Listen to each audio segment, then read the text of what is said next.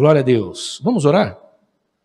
Vamos agradecer ao Senhor pelo que nós já tivemos aqui, esse momento tão especial de adoração ao Senhor. E vamos falar com o Senhor ainda um pouco mais, que o Senhor nos dê a sua palavra, né? Nos encha com a sua palavra. Ore comigo. Pai, nós somos gratos a Ti por esse dia tão especial que o Senhor nos deu. Obrigado por Tua graça, obrigado por Tua bondade e por Sua misericórdia. Obrigado, Senhor, por nos amar e nos dar a vida e nos manter na vida. Obrigado, Senhor, por ser o nosso provedor, o que nos dá o pão e a saúde para desfrutar do pão, nos dá apetite. Obrigado, Senhor, porque o Senhor tem cuidado de nós, temos visto a sua mão sobre as nossas vidas. Senhor, nós te agradecemos, pois nesses dias de pandemia, dias de muita dificuldade, de pressão, de tanta limitação, temos experimentado o seu favor, a sua graça e a sua misericórdia. Temos visto os seus milagres. Temos percebido o teu consolo, Senhor, sobre todos os nossos irmãos. Mas, principalmente, temos visto de maneira muito especial o teu conforto com aqueles nossos irmãos que têm perdido pessoas queridas, próximas, e têm sofrido com perdas, seja elas quais forem, nesses dias de pandemia. Nós somos gratos, ó Deus, porque o Senhor é bom. E queremos pedir que o Senhor continue a falar conosco através da sua palavra, como já tem feito através dos cânticos da sua palavra. Nos edifique, Senhor. Visite o doente, visite o enfermo, visite aquele que está cansado, enfadado, aquele que tem sentido algum tipo de prostração, de desânimo, de abatimento. Eu oro, Senhor, para que o Senhor visite os nossos amados irmãos e irmãs, e aquele que nos ouvem agora e o que nos ouvirão em algum momento ao acessar esse material, Senhor, pelas redes. Traga vida, traga restauração, traga cura, traga salvação. Nós precisamos, Senhor, do seu milagre. Nós dependemos do seu milagre. Nós dependemos de Ti para todas as coisas e reconhecemos isso, pois é o que a sua palavra nos instrui. Obrigado, Senhor, pela sua bondade. Obrigado por esse tempo, em nome do Teu Filho Jesus. Amém. Glória a Deus. Muito bom. Nós encerramos hoje essa sequência de reflexões, né, pregações, sobre o tema Salmos, Sabedoria e Saúde.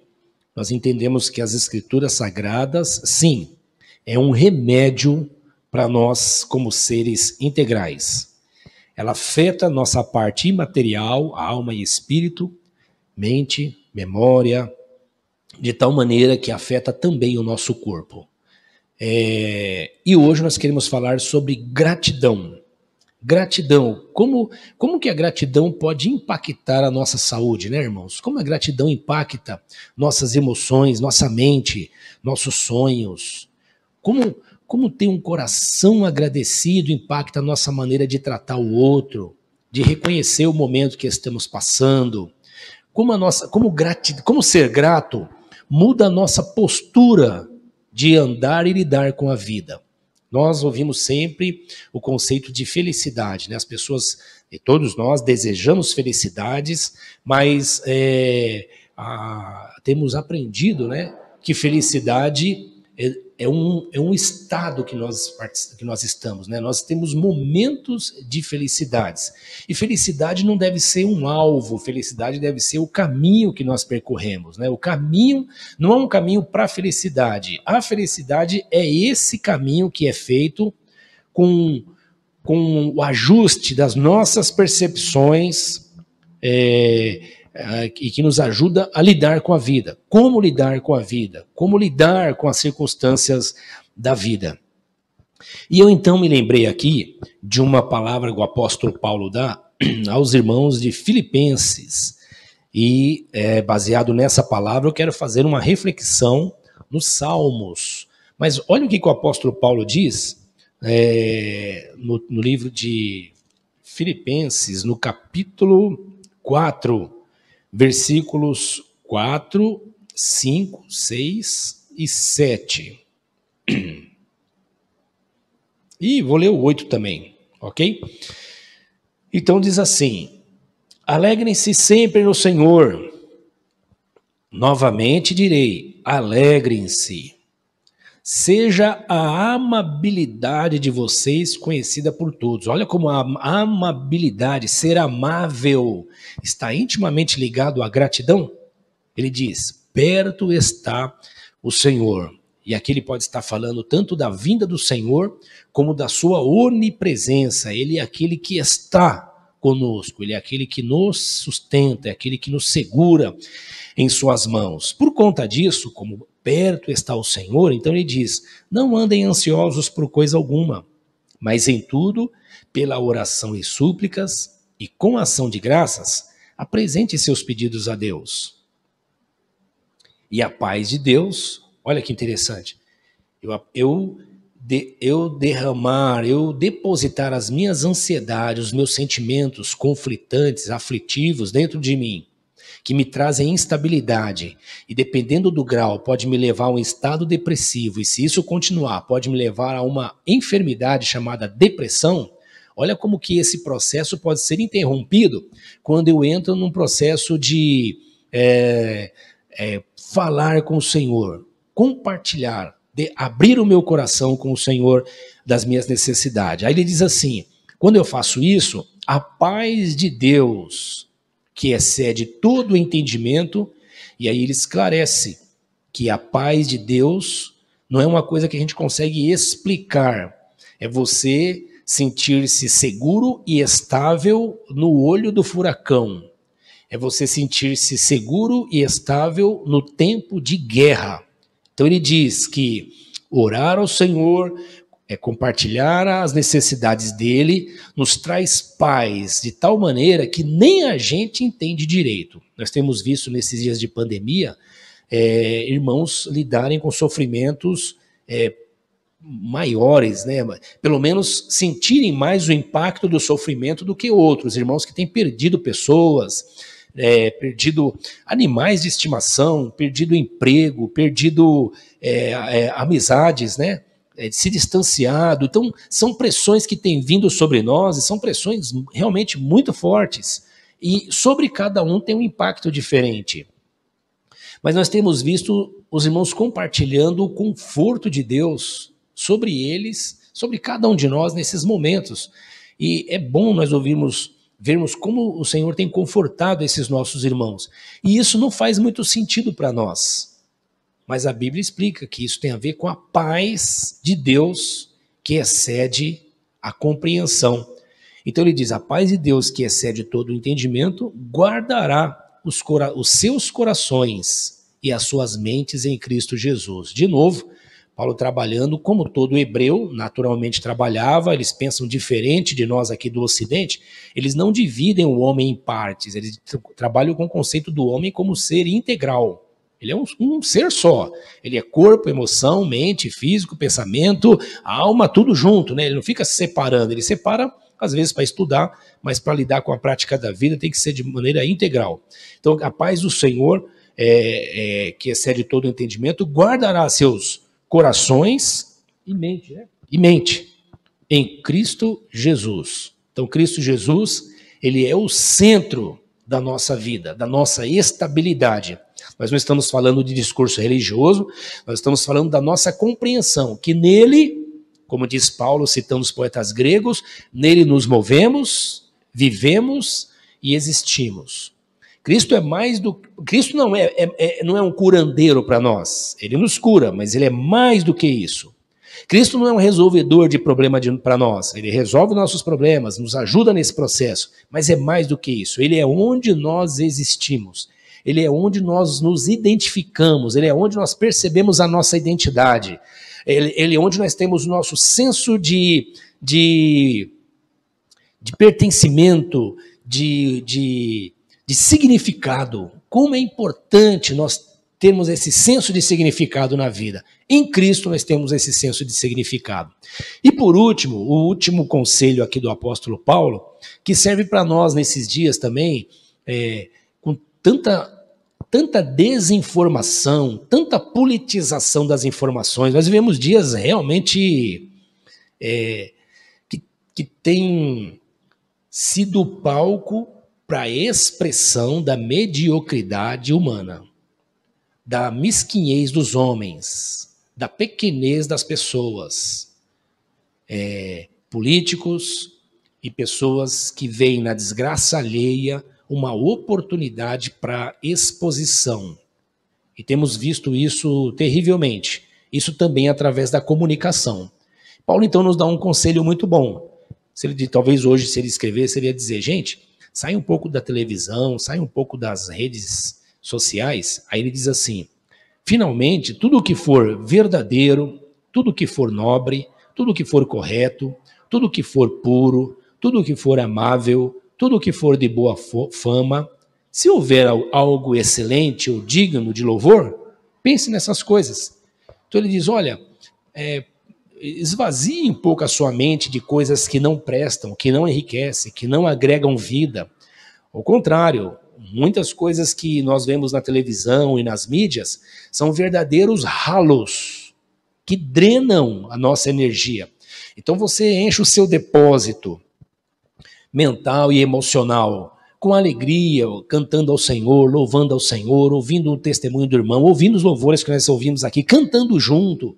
Aí daqui a pouco termina a reunião, você pega lá uma comunicação, uma desinformação feita na internet ou na televisão, violência e maldade, aquilo como um ralo vai drenando tudo aquilo que você armazenou e você fica mal e fica desanimado e abatido. Então Paulo fala, olha, ponha um filtro aí no seu olho, no seu ouvido, para que você, esse filtro vai peneirar aquilo que você deve, com aquilo que você deve ocupar a sua mente.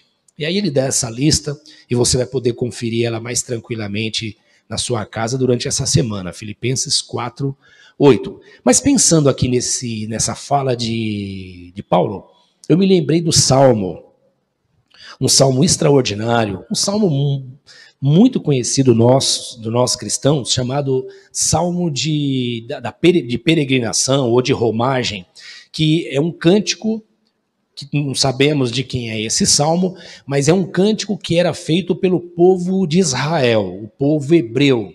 Nas caminhadas que eles faziam para ir ao templo, eles usavam esse método poético de interiorizar a palavra de Deus e os princípios do reino de Deus através do cântico. Então eles cantavam e o cântico, né, as artes em geral, são ferramentas poderosíssimas que nós devemos usar bem para edificar a nossa mente e o nosso coração. Então é um cântico de romagem, Salmo 126. Vamos ler e depois vamos conversar um pouquinho sobre ele. E o tema de hoje, então, é esse, né? Salmos, sabedoria e saúde. E hoje nós vamos falar sobre gratidão. Gratidão faz bem para a alma. Gratidão faz bem para o espírito. Gratidão faz bem para o corpo, para a pele, para a tez, né? Para o cabelo, né, Leise? Gratidão faz bem para a cutis, faz bem para dormir, gratidão faz bem na hora de amar, gratidão faz bem na hora de abraçar, gratidão faz bem na hora de almoçar, fazer as refeições, gratidão faz bem na hora de curtir a vida, de andar pela rua. Gratidão faz bem para enfrentar os dias difíceis que nós estamos vivendo. Vamos ler Salmos 126.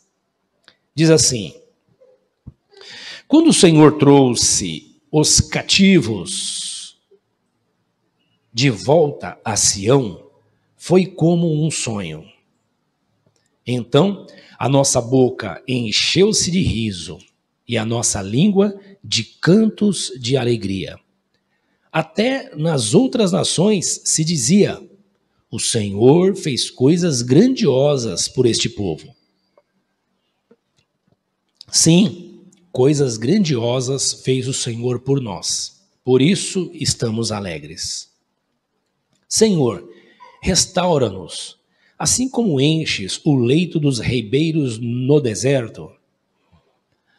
Aqueles que semeiam com lágrimas, com cantos de alegria colherão. Aqueles que saem chorando enquanto lança semente, voltará com cantos de alegria, trazendo os seus feixes. Muito bom, que salmo lindo, né? Ele nos fala de gratidão. Então, qual o caminho para sermos felizes? Se caminho não é um alvo, perdão, qual o caminho para sermos felizes? Se felicidade não é um alvo, é um caminho, e nós entendemos que é um caminho, como trilhamos esse caminho? É um caminho que nos leva ao exercício. Então, esse salmo, deixa eu contextualizar aqui para você entender o que está acontecendo. Quando o Senhor... Esse salmo é dividido em basicamente duas partes. A primeira parte vai do versículo 1 até o versículo 3, que é um movimento do povo de Israel, do salmista aqui, do salmista, olhar para trás. Olhar para trás para lembrar. Olhar para trás para recordar, para resgatar. E esse é um exercício importante no caminho da felicidade. Para eu ser grato, eu preciso olhar para trás. E do versículo 4 ao versículo 6, ele faz um outro movimento, que é olhar para frente. Então, se no primeiro movimento ele olha para trás para resgatar boas lembranças, no segundo movimento ele olha para frente para encher o coração de esperança. E aí, ele vai ficar parado olhando para trás e para frente? Não. É esse movimento que nos faz atuar, que nos faz desfrutar da vida. Alguém já disse que o maior presente que nós recebemos é o hoje, é o presente, é o momento que nós estamos vivendo. E é esse momento que nós devemos desfrutar. Mas na reflexão que nós estamos fazendo aqui, nós estamos aprendendo exatamente isso. Obrigado, Will. Estamos aprendendo exatamente isso. Como é necessário o exercício da gratidão. Então, o texto diz assim: quando o Senhor trouxe os cativos de volta a Sião, foi como um sonho. Então a nossa boca se encheu de riso e a nossa língua de cantos de alegria. Até as outras nações se dizia: o Senhor fez coisas grandes por este povo. Sim, coisas grandiosas fez o Senhor por nós. Por isso, estamos alegres. O povo de Israel, povo de Deus, chamado pelo Senhor, como todos os povos, né?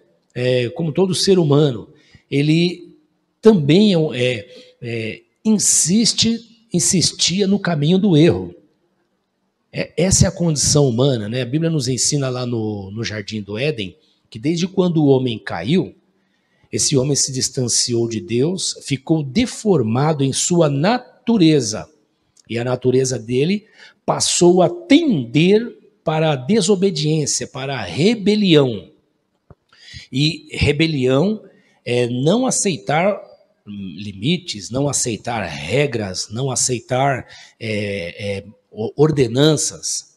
A rebelião é o comportamento de romper com regras, com limites, com ordenanças. E isso foi o que aconteceu com o homem. Ora, é mais ou menos como alguém rasgar um manual de qualquer coisa que ele precise usar e querer usar isso que ele precisa do jeito que ele quer e não como o manual instrui. Ora, naturalmente, haverá problemas no processo, haverá defeitos, a pessoa vai se irritar, vai xingar, vai às vezes até quebrar o objeto. Já viu alguém que compra um objeto e fica tão nervoso que amaldiçoa a indústria, amaldiçoa todo mundo que está perto dele, mas simplesmente porque ele não leu o manual antes de montar o equipamento? Isso acontece muito, né? A mesma coisa acontece com o homem. Nesse processo de rebelião, ele rejeita a orientação de Deus. Isso aconteceu com o povo de Israel também, o povo de Deus. O povo de Israel estava dividido por rebelião mesmo, já estava dividido entre Reino do Norte e Reino do Sul. Era Judá e Samaria, era Jerusalém e Samaria, Israel e Judá, estavam separados, Reino do Norte e Reino do Sul. E o Senhor havia falado com esse povo, e esses dois grupos, né, estavam divididos em rebelião contra Deus. Rebelião no sentido de abandonar a palavra do Senhor, a instrução que o Senhor havia dado a eles através da Torá. Então eles abandonaram os mandamentos, os preceitos. E os preceitos do Senhor sempre estão ligados ao nosso bem-estar, ao bem-estar do próximo, à nossa boa convivência social, à nossa lucidez na vida, para sabermos quem nós somos, quem é Deus, como nos portamos. Saber quem nós somos e quem é Deus muda o nosso jeito de lidar com o próximo e com a vida. E isso tem a ver com o nosso tema, que é a gratidão. E o povo de Israel havia abandonado isso. Bom, o nosso Deus, o Deus criador dos céus e da terra, algumas pessoas não gostam dessa palavra, e é uma palavra usada nas Escrituras, o conceito de que ele é soberano. Soberano, eu acho que algumas pessoas não gostam dessa palavra, porque confundem Deus com os conceitos nossos humanos. Embora a Bíblia chama Deus de soberano, essa é uma linguagem acomodativa, é uma palavra acomodada, que acomoda um conceito eterno para que nós entendamos esse Deus eterno. Então, ele usa o conceito de que Deus é soberano.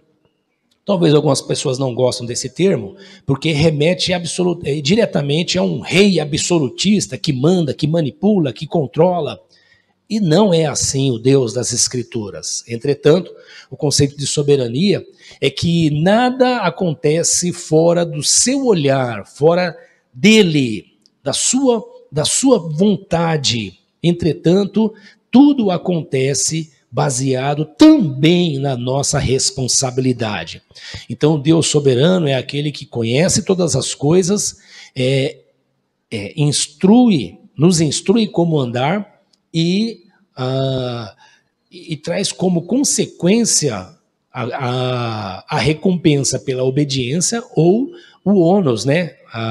O dano, a recompensa pela obediência ou o ônus, né, pela desobediência. E é bem simples entender isso, irmãos. Eu gosto muito desse exemplo da tomada, né, a tomada elétrica, que é simples assim. Se tem lá uma placa dizendo não ponha o dedo aqui, você põe o dedo lá na tomada, depois não adianta a gente dizer que a energia elétrica é maldita, é desgraçada, não entende minha sensibilidade, não entende a minha fraqueza, não entende como eu sou falho. Não adianta falar isso. Você vai pôr o dedo na tomada lá, você vai tomar um choque, porque é da natureza, né, da corrente elétrica trazer dano ao seu corpo. Então, muitas das coisas que o homem sofre, ele se rebela ainda mais contra Deus, como se Deus fosse culpado do sofrimento dele. Mas o manual está dizendo que o sofrimento vem pelos caminhos errados que são trilhados. E o povo de Israel, então, essas tribos que estavam divididas, esses dois reinos que estavam divididos, se rebelaram contra Deus. Então o Senhor lhes trouxe, cumpriu aquilo que ele havia dito no manual dele. Ele falou, olha, se vocês se afastarem da minha palavra, se vocês buscarem outros deuses, virá dano sobre vocês, virá sofrimento, virá correção. Por quê? Porque eu amo vocês, eu sou como um pai. Eu que busquei vocês lá no deserto e coloquei vocês nessa terra. E eu quero o bem de vocês. Como vocês não sabem andar sozinhos, eu vou ter que ajudar vocês. E como Deus não desce na terra para fazer as coisas, ele usa a terra, ele usa a humanidade, ele usa as coisas que ele criou para nos disciplinar. E então ele usa dois reinos. Um reino atinge o reino do norte, que são os assírios, que destroem o reino do norte e levam eles para o cativeiro. E o outro reino é a Babilônia. Nabucodonosor invade o reino do sul e também leva o povo para o cativeiro. Então Israel está no cativeiro. E esse cântico específico é para o povo que estava na Babilônia. Então eles estavam na Babilônia, sem identidade, sem poder cultuar, sem poder adorar, sem poder fazer sacrifício, longe do mandamento, longe das instruções. É como se alguém houvesse rasgado o manual deles, e ficou então aí mais a tradição oral, aquilo que os anciãos iam passando um para os outros, né? E o Senhor então corrigiu aquele povo, e ao corrigir aquele povo, passou-se um período de 70 anos. Então o Senhor levanta um outro rei que havia agora superado, né? Havia destituído Nabucodonosor, Ciro, um rei a quem o Senhor já havia anunciado que levantaria para libertar o povo dele. Então o povo dele ficou lá na Babilônia por 70 anos, no processo de reflexão, de aprendizado.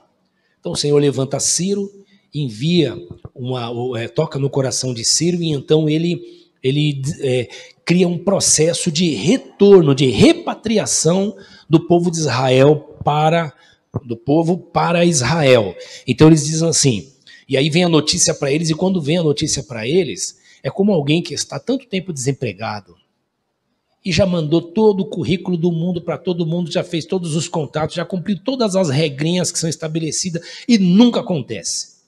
É como alguém, por exemplo, que está doente, e faz todo tipo de tratamento, e pega todo tipo de médico, e toma todo tipo de remédio, e o negócio não resolve. É como alguém que está aprisionado emocionalmente, afetivamente, a alguém, a uma situação de alguém que manipula, alguém que controla, ou uma situação, seja ela qual for, alguém que está afetivamente, emocionalmente aprisionado, e de repente acontece alguma coisa e vem a notícia boa, chegou o seu emprego, a sua doença agora tem tratamento, ou você foi curado, ou finalmente aquilo que lhe aprisionava emocionalmente, afetivamente, agora foi rompido, você se sentiu livre. É como um sonho. Como um sonho significa dizer, é uma linguagem poética que significa dizer, olha, nós não acreditamos. Está acontecendo e você não está acreditando, né? É alguém que mora de aluguel tanto tempo, quando consegue a sua casa,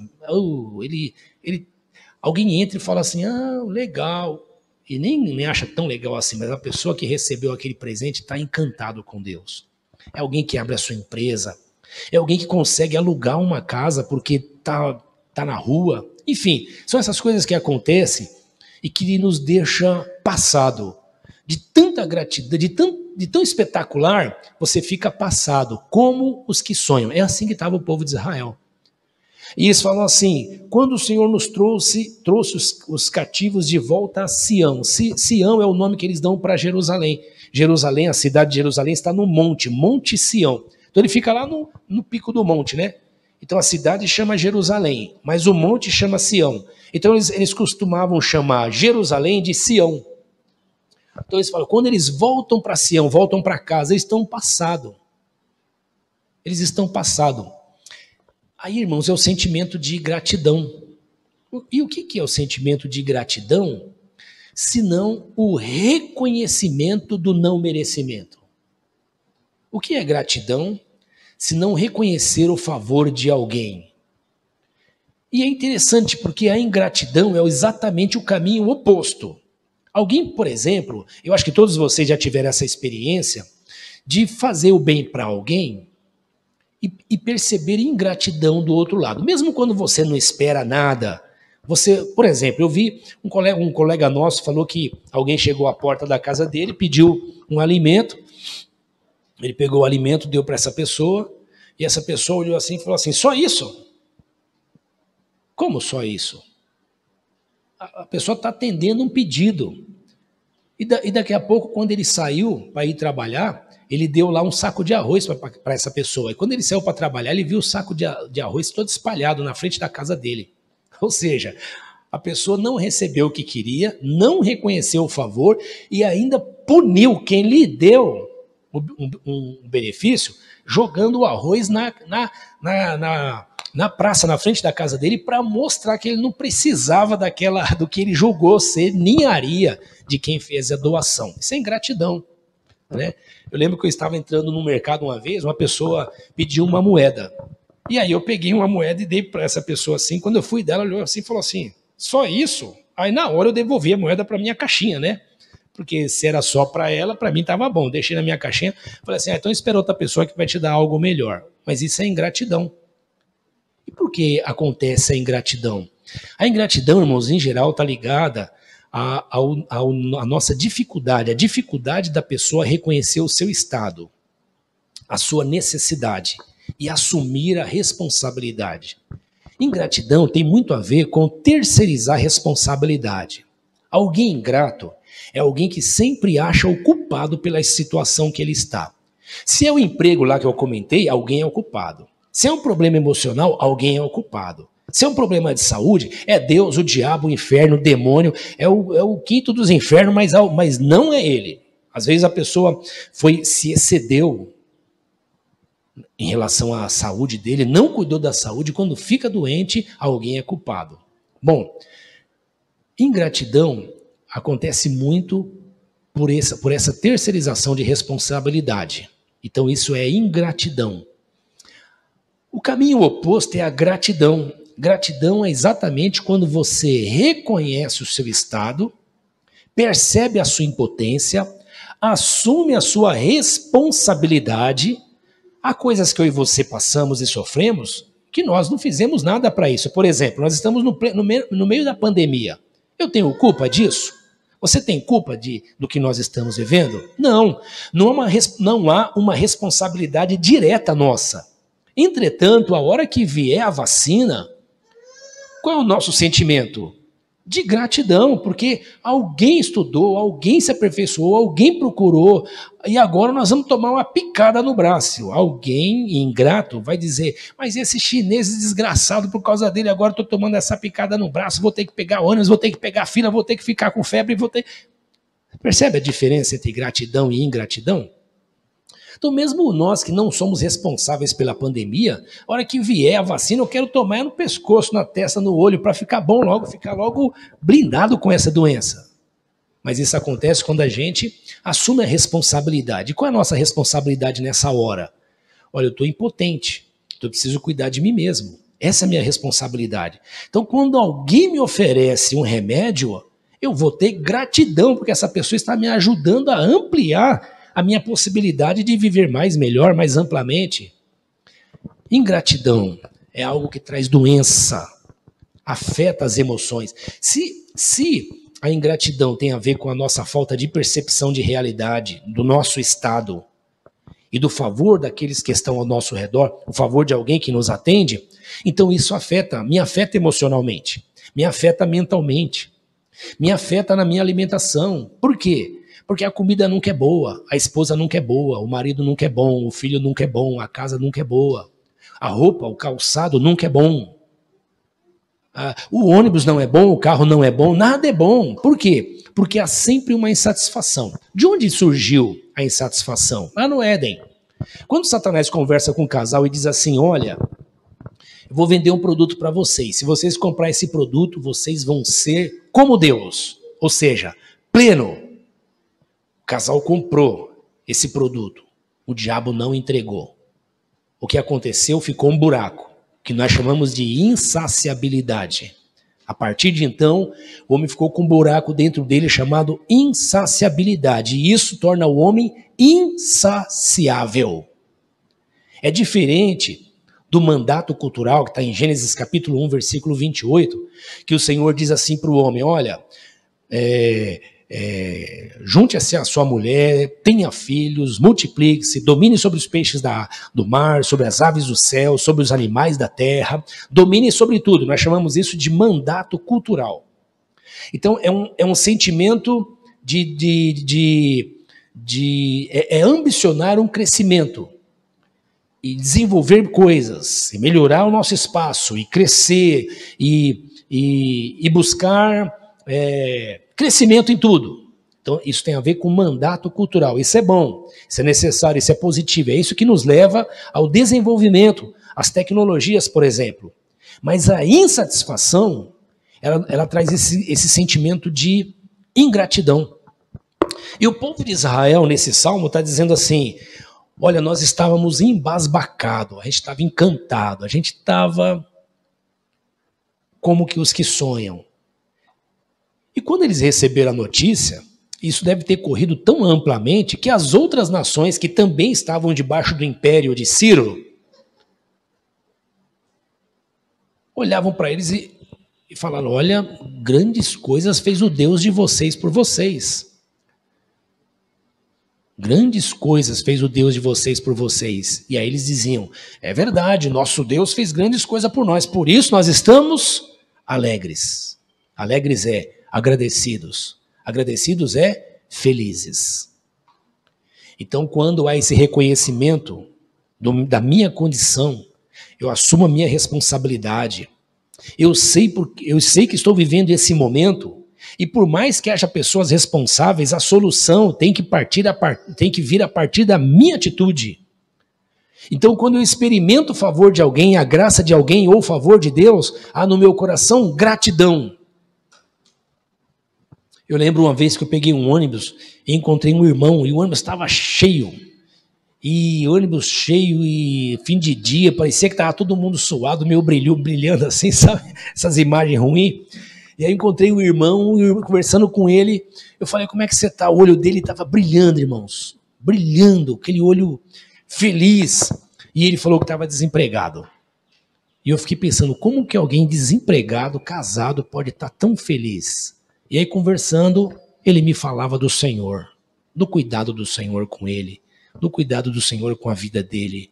Ou seja, ele estava agradecido. Num ônibus lotado, final de dia, desempregado. Eu estava empregado, estava num ônibus desse, mas estava empregado. Ele estava lá no mesmo lugar que eu, mas desempregado. E o olho dele refletindo alegria. Eu vi no olho dele, mesmo que ele não falasse nada. Por quê? Ele estava agradecido. Então a gratidão afeta nosso corpo, nossa saúde, nosso sangue, nossa pele, cabelo, sono. Afeta a gente integralmente. Nós chamamos isso de felicidade. O povo de Israel estava feliz, rindo sozinho. Você já viu alguém feliz? Parece bobo, né? Ri sozinho. Né? Você olha, a pessoa está rindo. O que foi? Nada, está tudo bem. Mas o versículo 4, até o versículo 3, ele está falando, ele está olhando para trás. Sim, grandes coisas fez o Senhor por nós, por isso estamos alegres. Mas quando você começa a ler o versículo 4, você percebe que isso era passado, não é o presente, é o passado. E eles estão cantando, eles estão nesse salmo de romagem, nesse salmo de peregrinação, cantando e lembrando ao Senhor. Olha a importância de eu e você lembrar o que o Senhor tem feito por nós. Talvez o seu momento hoje seja um momento difícil, não é o que você gostaria, mas que tal olharmos para trás e cantarmos a fidelidade do Senhor? Grande é o Senhor e muito digno de louvor. Né? Deus é bom, como o Senhor tem cuidado de nós. E nós só somos gratos quando reconhecemos que... Eu ouvi uma frase uma vez, alguém disse assim, quando alguém lhe perguntar como você vai, você diga assim, melhor do que mereço. Eu acho que é por aí. Como eu estou? Melhor do que mereço. E isso não é um discurso de coitadinho. É o discurso do cristão que tem consciência de quem ele é, como ele é atrapalhado, mas como o Pai tem cuidado de nós. É isso que as Escrituras nos ensinam.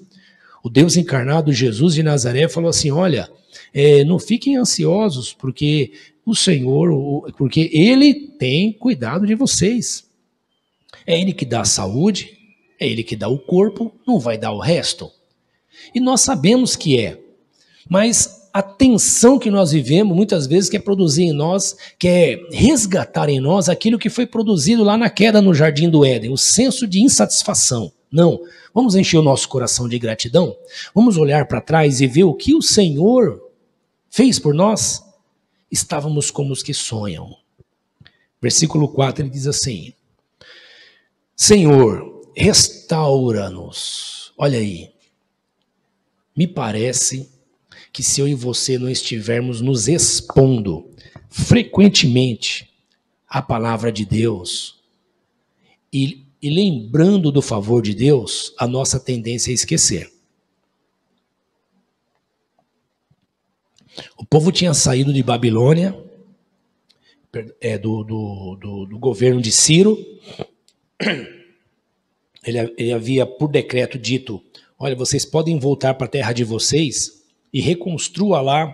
Vocês lembram do livro de Esdras e de Neemias? O escriba Esdras vai primeiro para reconstruir a cidade.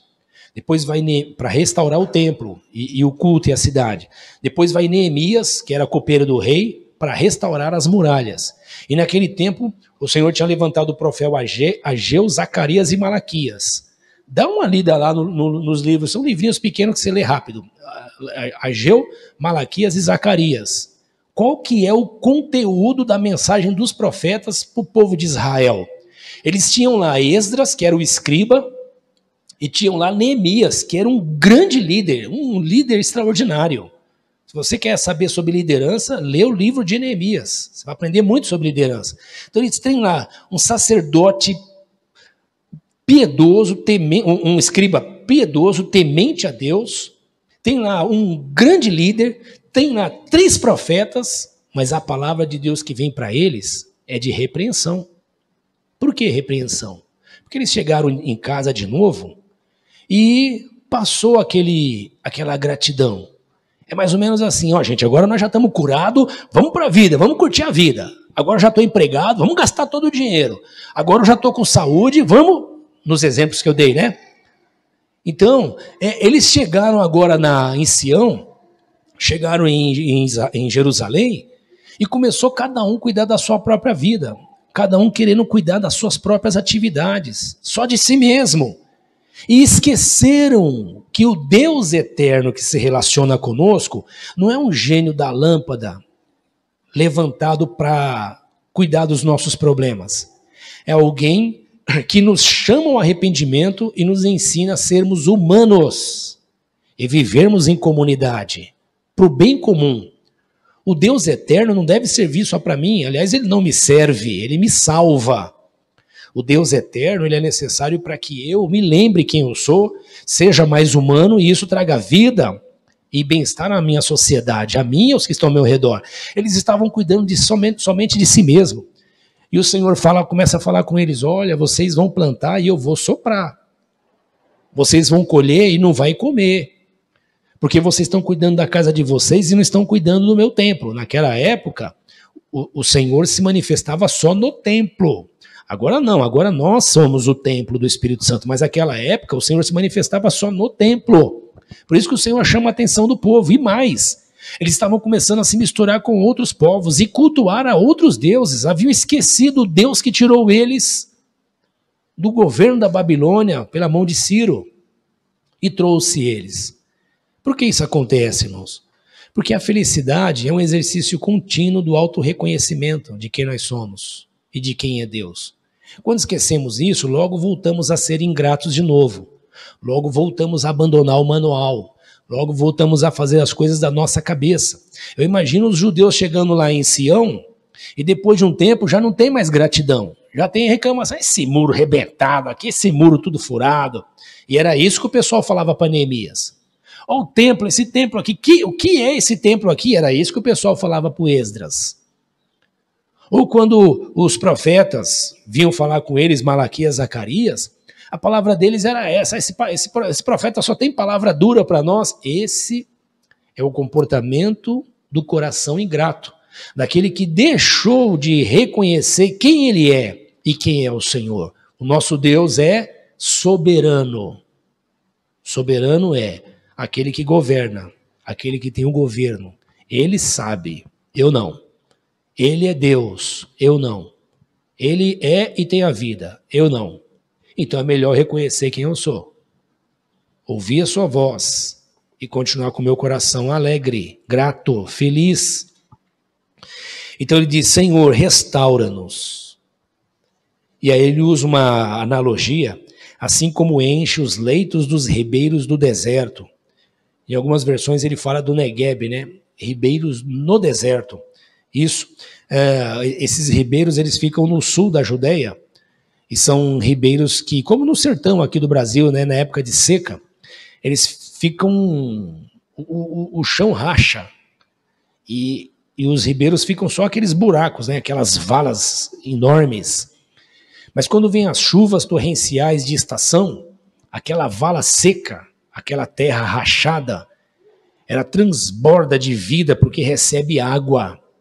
E isso acontecia, então ele fala assim, Senhor, restaura-nos, nós estamos secos, estamos sem vida, estamos arando, plantando sem colher, estamos duros, estamos ressequidos, ressecados.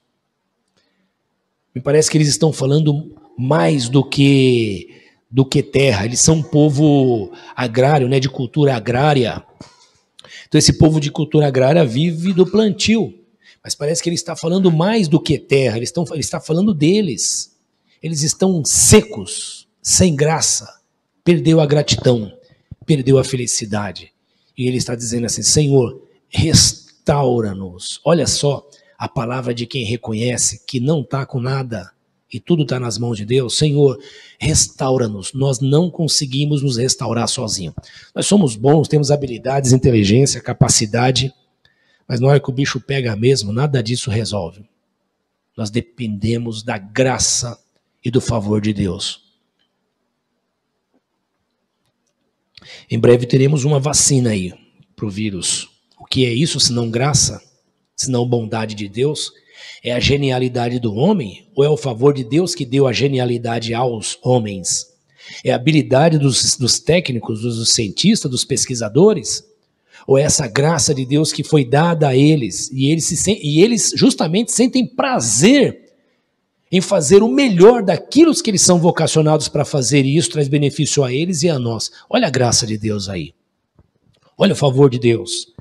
Senhor, restaura-nos, assim como enches os leitos dos ribeiros no deserto. E aí ele lembra e diz, olha, aqueles que semeiam com lágrimas, aí ele usa uma linguagem que no hebraísmo é chamado de paralelismo, que o paralelismo é quando ele usa duas figuras ou opostas ou figuras paralelas para repetir uma verdade a fim de que a gente assimile ela mais intensamente. Ele diz, aqueles que semeiam com lágrimas, com cantos de alegria colherão. Aqueles que saem chorando enquanto lança semente, voltará com cantos de alegria trazendo os seus feixes. Alguém diz assim que quem olha para o tempo não semeia. Mas quem tem esperança pode semear. Lembra que eu falei no início da nossa conversa? Eles estão olhando para o passado, para trás, lembrando do que o Senhor fez, quando o Senhor nos trouxe do cativeiro. E agora estão olhando para o futuro, se enchendo de esperança e dizendo, Senhor, restaura-nos de novo. Faze-nos voltarmos a sermos crentes de novo. Aqueles que creem no Senhor, que confiam no Senhor, que descansam no Senhor. Volte a nos dar a paz que excede todo o entendimento. Volte a nos dar gratidão para que sejamos felizes. E quando se é feliz, se tem esperança. Porque você olhou para trás, está olhando para o futuro, que dá esperança, mas você não está parado. Esperança não é ficar esperando, parado. Essa esperança é um conceito de esperança da nossa sociedade, não é um conceito de esperança do evangelho. O conceito de esperança da sociedade é esperar, quem sabe talvez. Não, esperança, conceito de esperança nas escrituras sagradas, tanto no conceito na tradição judaico e cristã, é esperar com convicção de em quem você está esperando. E em quem nós estamos esperando? Nós esperamos no Senhor que nos tirou do cativeiro, que fez essa magia e trocou o nosso choro em cântico, a nossa tristeza em cântico, o nosso choro em riso, a nossa solidão em vida comunitária, que nos tirou da escuridão e nos trouxe para a luz, que nos fez mudar a vida. Então ele diz assim, aqueles que olham para trás e veem o favor de Deus, e usam isso como esperança para lembrar em quem você está esperando, semeia. Semeia na terra seca. Semeia com lágrimas, semeia chorando, porque tem certeza que vai voltar trazendo a recompensa. Olha aí de novo a responsabilidade humana. O que eu e você temos que fazer? Qual é a nossa lição de casa? Há lições de casa que eu e você temos que fazer. Mas nós fazemos, não confiamos na nossa força, mas fazemos com o coração agradecido. E ser agradecido é um desafio, porque está na nossa natureza sermos insaciáveis, senso de insaciabilidade, insatisfação. Paulo fala assim, aprendi a estar contente em toda e qualquer situação. Por que ele aprendeu? Porque não é algo que nós sabemos. O que nós sabemos é estar insatisfeito. O que nós sabemos é estar ingratos. O que nós sabemos é estar infelizes. E Paulo fala, aprendi a estar satisfeito. E aprendemos a estar satisfeito como? Abrindo as Escrituras. E vendo. Olhando para trás. Lembrando do favor de Deus em nossa vida. Olhando para frente. Fazendo novos planos com esperança. Cumprindo o nosso mandato cultural. Vamos crescer, vamos multiplicar, vamos prosperar. E a prosperidade boa é aquela que não atinge só a mim, não, é aquela que atinge os que estão ao nosso redor. Prosperidade. Aqueles que saem chorando enquanto lança a semente, voltará com cantos de alegria, trazendo os seus feixes. Então ele fala de semear com lágrimas e fala daquele que anda cantando e chorando e semeando. Vamos semear. Vamos semear nesses dias de adversidade, lembrando o que o Senhor fez, lembrando quem nós somos, lembrando quem é o Senhor, reconhecendo o favor dele mesmo nos dias de pandemia. Eu e você não queremos sair da vida. E é da natureza humana não querer sair da vida. Parece que a vida se impregna no nosso corpo e nosso corpo se impregna da vida de tal maneira que a gente vê uma criança lutando para não morrer, um jovem, um idoso, vai, não vai, e o corpo lutando para se agarrar à vida. Por quê? Porque nós fomos chamados para viver.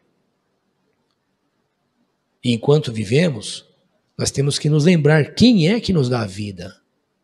Quem é que nos habilitou para a vida? Quem é que nos capacita para a vida? Quem é que nos deu talentos e habilidades e vocações para a vida?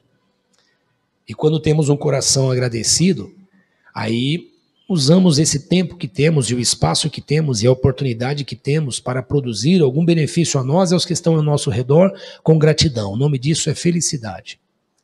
Aí vocês começam a se sentir mais agradecido e feliz com o seu trabalho, mais feliz com a sua esposa, com o seu esposo, com o seu filho. Talvez seu esposo, sua esposa, seu filho não sejam os melhores do mundo, mas quem disse que você é o melhor do mundo? Nós precisamos pensar nisso, né? Eu estava pensando essa semana no dono da Amazon, né? 200 bilhões. Se tudo der certo e esse cara continuar vivendo do jeito que vive, ele talvez vai ser a primeira pessoa física no mundo a ser o primeiro trilionário. O que uma pessoa dessa... Você acha mesmo que uma pessoa dessa, quando você vai falar com ele de felicidade, você vai falar de carro, de viagem, de bens materiais? Tem um cara melhor que ele, que nos fala sobre isso, Salomão. E em setembro agora nós vamos conversar exatamente sobre esse tema. Eclesiastes, sabedoria e saúde. Ao invés de ser Salmos, sabedoria e saúde, vamos falar sobre Eclesiastes, sabedoria e saúde. Alguém que atingiu o topo da realização, mas nos ensina que para ser feliz, nós precisamos reconhecer quem nós somos, quem é Deus e sermos agradecidos por Ele. Deus te abençoe. Eu quero orar por você. Semana que vem nós estamos aqui e enche o seu coração de alegria, se organize, se programe, você vai poder participar do culto. Aqueles irmãos que têm dificuldade com tecnologia, vai poder depois ligar aqui para o... Só aqueles que têm dificuldade mesmo, né? Ligar lá para o WhatsApp da Comune e nós vamos te atender. Mas eu quero orar com você agora. Seja agradecido ao Senhor, isso faz bem para a pele, para a saúde, para o sangue, para o corpo. Faz bem para o amor, faz bem para a vida, faz muito bem. Ou coisa ruim é gente mal agradecida. Gente azeda, né? Mas como é bom a gente ser agradecido. Eu me lembro daquele ele chama G. Aronso, ele era o dono da G. Aronso. Ele foi sequestrado, ele já morreu com certeza, o nome dele era não sei o que, Aronso. Então o nome da loja dele era G. Aronso. Acho que nem existe mais essa loja. Mas ele foi sequestrado e ficou muito tempo no cativeiro. E aí quando soltaram ele na rua. E aí a polícia conseguiu encontrar ele, prendeu lá os bandidos, tarará, e fizeram entrevista com ele. O que você fez na hora que você saiu? Ele falou, a primeira coisa, eu encontrei uma casa aí de gente muito simples e pedi um pão. E eles só tinham pão seco. Pão seco. Ele falou, foi o melhor pão que eu comi na minha vida. Você sabe o que é isso? É alguém que reconhece o seu estado, sabe como está e percebe que o prazer não está no pão. É na situação que ele está recebendo socorro, o favor de alguém. Ele disse, esse foi o melhor pão da minha vida. Que pão seco é o melhor da vida de quem? De alguém que sabe o que é passar fome. Vamos orar? Senhor, nós te louvamos, agradecidos, porque o Senhor tem nos chamado à gratidão. Essa gratidão, Senhor, que se torna para nós um caminho que nos traz felicidade. nos traz essa sensação de reconhecimento, quem nós somos e quem o Senhor é. O seu favor, a sua bondade, a sua misericórdia. O Senhor é bom. O Senhor é bom porque é bom. O Senhor é bom porque nos deu a terra, nos deu essa terra, nos deu saúde e nos dá tantas coisas para desfrutarmos dela. O Senhor é bom porque nos dá entendimento e capacidade para lidarmos com as injustiças e com a maldade dos homens e mesmo com a nossa. O Senhor é bom porque nos deu a tua viva palavra, que como espelho nos mostra quem nós somos e nos revela a sua bondade e a sua grandeza. O Senhor é bom porque nos enviou teu Filho Jesus para nos salvar dessa condição e nos colocar de novo no caminho da humanidade, no caminho da vida, no caminho de desfrutar do Senhor e de tudo que o Senhor tem colocado ao nosso redor. O Senhor é bom porque tem cuidado de nós. Nos dê, Senhor, um coração agradecido. Nos dê um coração quebrantado. Nos ensine a agradecer por tudo que o Senhor tem feito por nós, exatamente agora, no momento que estamos, como estamos, na condição que estamos. Sim, podemos ver a sua bondade em nosso meio. E isso nos traz paz. Nossa razão não explica isso, mas o nosso corpo e a nossa mente agradece. O nosso sono agradece. A alimentação agradece. O corpo agradece quando se alimenta. Nós agradecemos, Senhor, porque o Senhor tem sido bondoso conosco. Nos conduz uma semana de paz, nos conduz a uma semana de vida, uma semana de restauração. Nos dê gratidão, Senhor, nos dê alegria pelo que o Senhor tem feito por nós. É o que nós pedimos agradecidos em nome de Jesus.